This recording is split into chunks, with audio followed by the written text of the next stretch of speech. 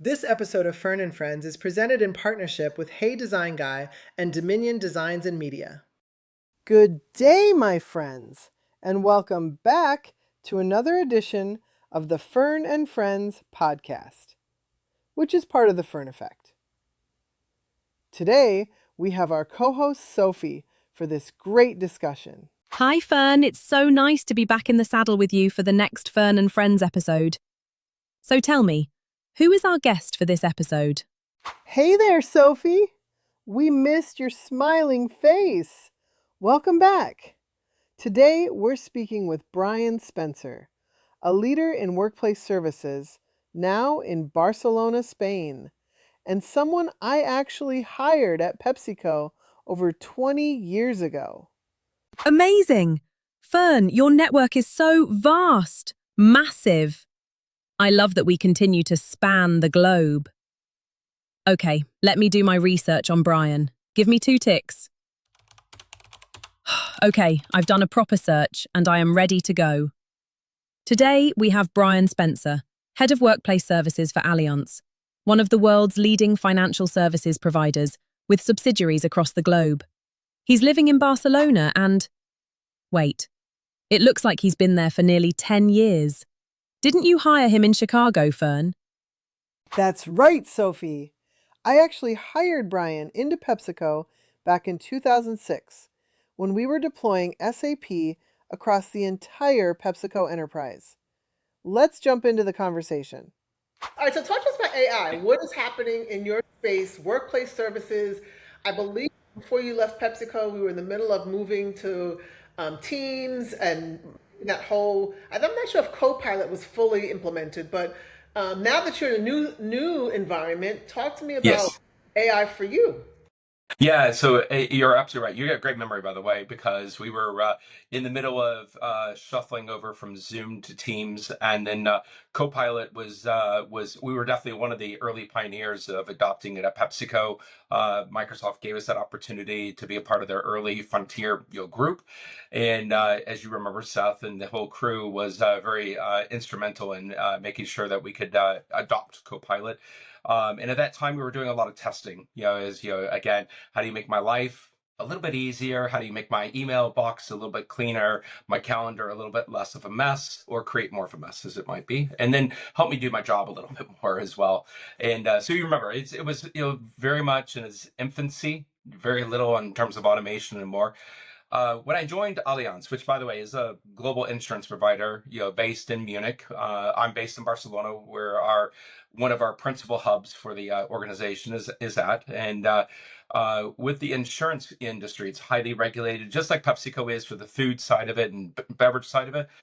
The insurance business, the financial services business, is highly regulated. So, as an entity that offers, again, auto, health, life insurance, cyber insurance, travel insurance, and much more.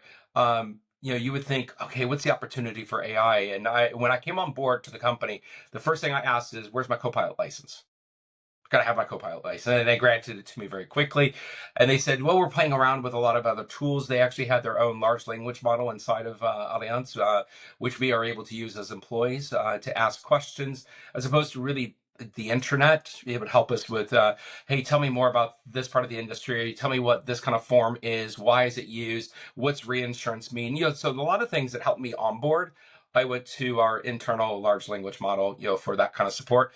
And it also helped me a little bit with email drafting and some things like that. But Copilot has obviously matured a lot in these last few years, greatly, as Microsoft's introduced a lot of services. Now, more recently, their agent capabilities with Microsoft 365 Copilot agent, and then amongst various other security agent tools that they've got, and then they've been integrating a lot more into Teams.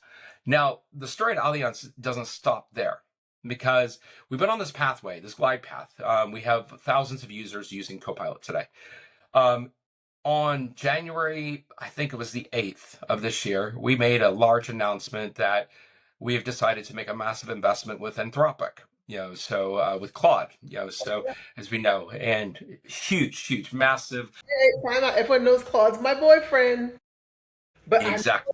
I'm no longer exclusive. For the longest time, it was just Claude. But now, There are too many tools out here to be exclusive. There are a lot of tool choices, and that's what attracted me on what we're doing in workplace. So workplace for Allianz is very much like it is with a lot of companies. It's your foundation for how you get your job done. Your laptops, your mobile devices, of course, email, video conferencing, amongst other things, including you and I's favorite subject, IT service desk and on-site support and things like that we just love to work on.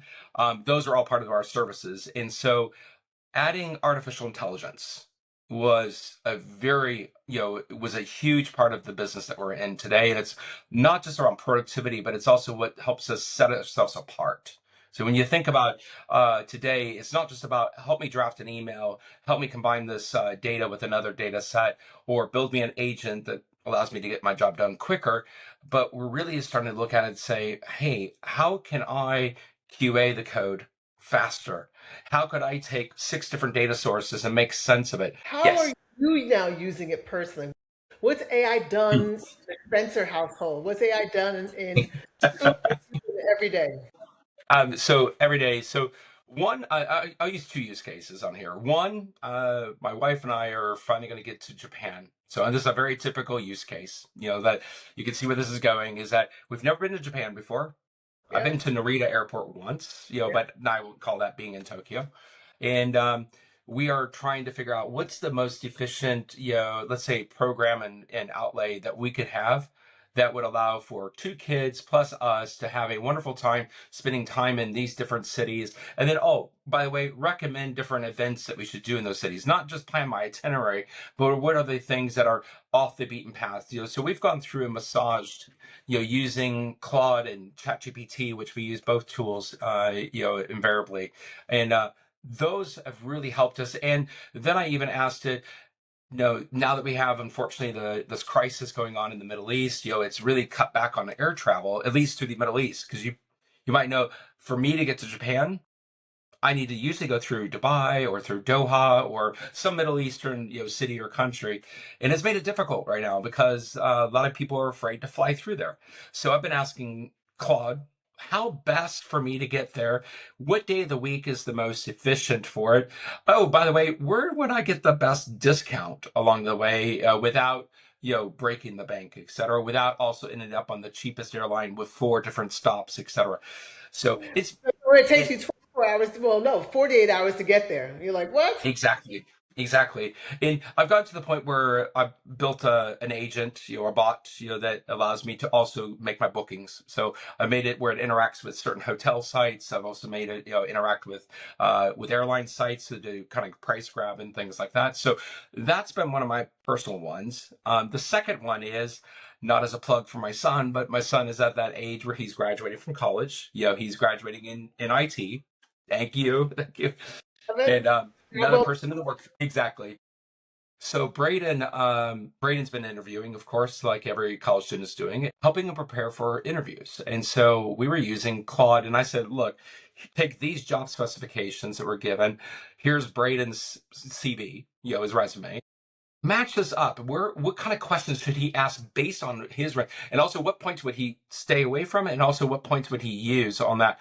By the way, touch up his CV as well, without making it look too AI, etc. And then on top of that, give him 5 questions that he should really ask to. Taylor question. Exactly. Yes, yes. Exactly. And the feedback he's gotten. So he's in a final stage. Well, he's got one offer already, and he's in a final stage with another, which is, I hope by the time this is published, he's got, a choice that to make from. Exactly. So it's a tough world these days. But the feedback he got from one of the managers from one of the companies he's interviewing with asked him, they said, that was a really insightful question. And then Braden was like, "Well, yeah, I was doing some preparations. I kind of went with the flow. What it was is he was using one of his AI generated questions based on who he was meeting with. So he did a profile check. He said this. Make sure that you avoid these questions because you already said these answers before. So he really used this to his advantage. And then hopefully this lands him with a position. If it doesn't, it's given him great insights in terms of how to get a job, and he'll land something very soon, as we know. Fern, stop. So amazing. What a fantastic conversation! Brian is knee-deep in AI, for work, for family. And here are some key golden nuggets I captured. First, what really stood out is just how much AI is accelerating everything. Tasks that once took weeks can now be done in hours, unlocking faster insights and much quicker decision-making. But it's not just about speed, it's about transformation. AI is reshaping how businesses operate, from improving internal services to delivering faster, more responsive customer experiences. And perhaps the biggest takeaway, AI rewards curiosity. The more you engage with it, refine your prompts, and challenge the output, the more value you actually unlock, both professionally and personally. OMG, Sophie, you nailed it. It was so good to chat it up with my friend, Brian Spencer. And I can't wait to get back to Barcelona, one of my favorite cities. Okay, friends, thank you so much for listening. Join us next week at Fern and Friends